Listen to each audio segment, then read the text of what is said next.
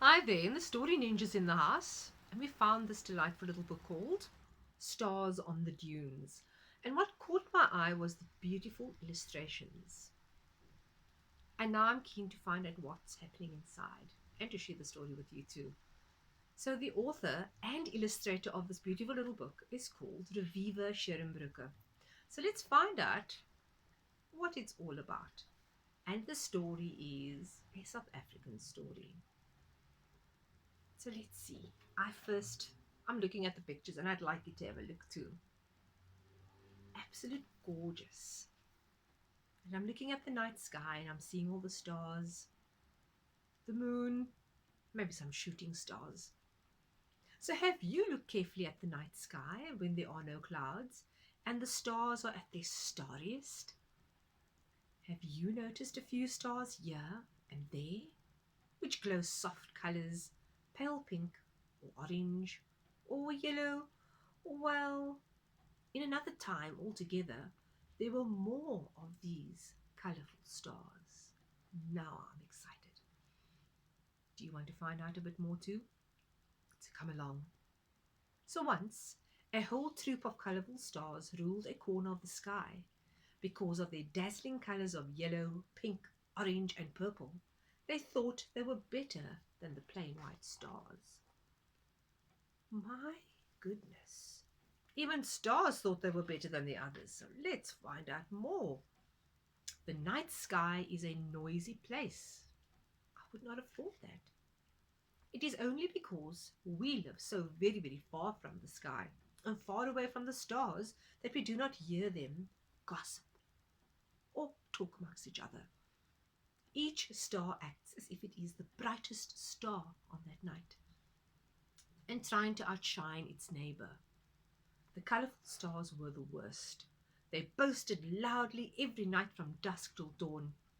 We're quite the best. We're the most beautiful, the most colourful, they liked to call out.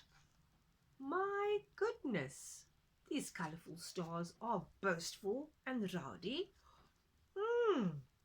Eventually, the white stars could stand it no longer. They formed rings in the sky and hatched plots of how to teach the colourful stars a lesson.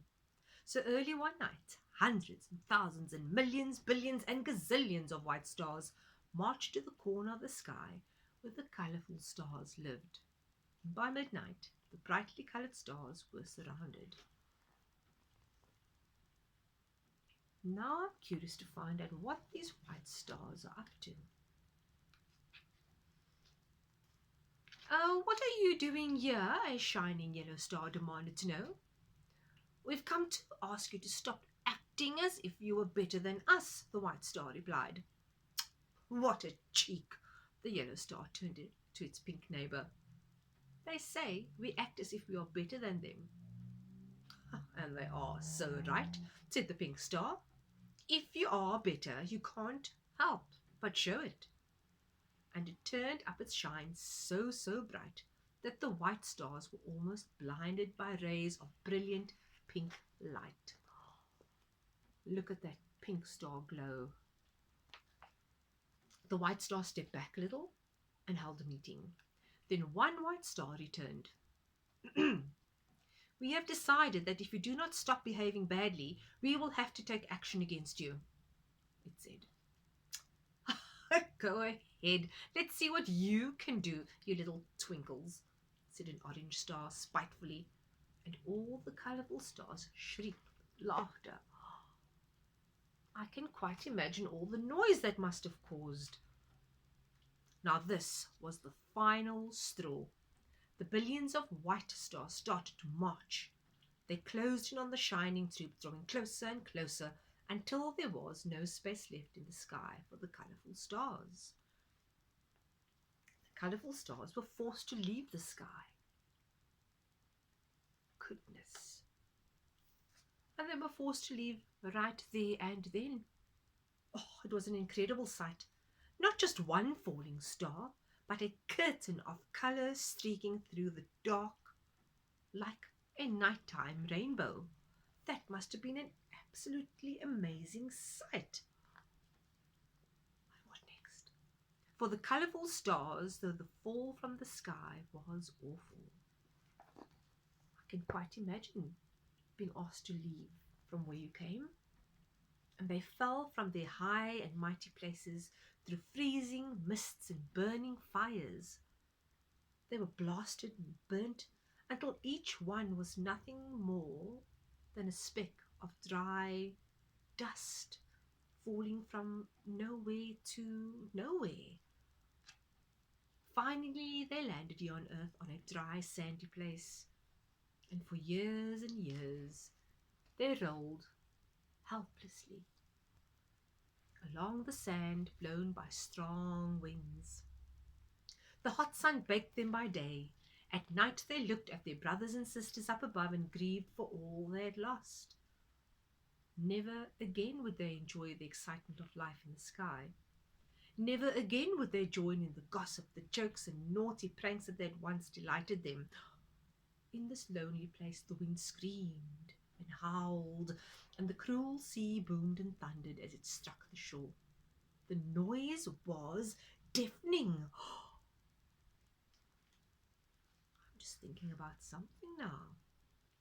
Remember how much noise those colourful stars made up in the heavens? Then one day, something unusual happened. A wind sprang up, but this time it blew from the opposite direction. It brought with it not only flying, stinging sand, but also drops of rain. Soon the rain was falling steadily. The thirsty sand dunes soaked up the water like sponges. The water softened and swelled the dry bodies of the fallen stars, and miraculously, what? Each one of them began to grow. Can you imagine? Let's have a look. They began to grow into what, I wonder? Little shoots grew out of them, down into the sand and up into the air. Wow! And it did not take long before the dunes were covered with, some of you may have seen these, I know I have, with fakey plants. Aren't they beautiful? Like little starbursts of colour. The colourful stars that had fallen from the sky had now become fakies. Because they remembered how long it had taken for the rains to come, their leaves were flat and swollen so that they could store water. Because they remembered how hot the sun was and how powerful the winds were, they clung to the dunes like crawling fingers. And because they remembered how they had once glittered in the night sky, the flowers of pink, yellow, orange, and purple were brighter and shinier than any other flower. My, I do know what they look like, and yes, they are exactly that. So even now, on a spring day, you may come across fakies growing in sandy places, and their flowers sparkle in the sunshine, looking as if they are wearing glitter on their clothes and in their hair. Over time, the flowers die and change into little dry seed cases. As the first drops of rain fall, the seed cases pop open into the shape of perfect stars. So, I don't know about you, but I don't think I've ever seen a fakey star. And now I'm curious to find out what these fakies look like. So what a beautiful story, sharing where our little fakies have come from.